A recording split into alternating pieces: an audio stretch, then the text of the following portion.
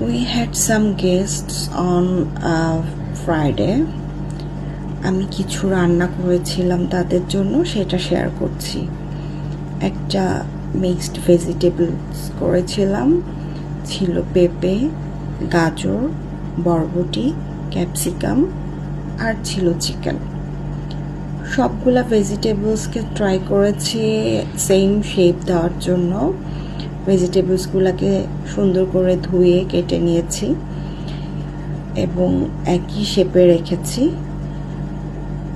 এবার চিকেনটাকে ধুয়ে আমি সুন্দর করে পরিষ্কার করে নিয়ে কিউব কিউব করে সিজার দিয়ে কেটে নিয়েছি। এটা সিজার দিয়ে করলে ইজি হয়। ভেজিটেবলসগুলোকে লবণ দিয়ে বয়েল করেছি, তারপর সামান্য মশলা দিয়ে রান্না করে গ্রেভির জন্য একটু কর্নফ্লাওয়ার দিয়ে দিয়েছিলাম। এবার একটা পেস্ট রেডি করব, বারবিকিউ করব একটা চিকেন। এজন্য রাঁধুনির মশলাটা দিয়ে, টক দই দিয়ে, আদা রসুন পেস্ট, ঝালের গুঁড়া দিয়ে আমি একটা পেস্ট রেডি করি। চিকেনটাকে সুন্দর করে ধুয়ে এটাকে একটু ফেড়ে নিয়েছি যাতে মশলাটা সুন্দরভাবে ভেতরে ঢুকে যায় এবং ম্যারিনেশনটা সুন্দর হয়। একটা জিনিস এখানে দেখানো হয়নি, সেটা হচ্ছে আমি কিন্তু পেস্টটাতে এক্সট্রা অয়েল আর সল্ট অ্যাড করেছিলাম।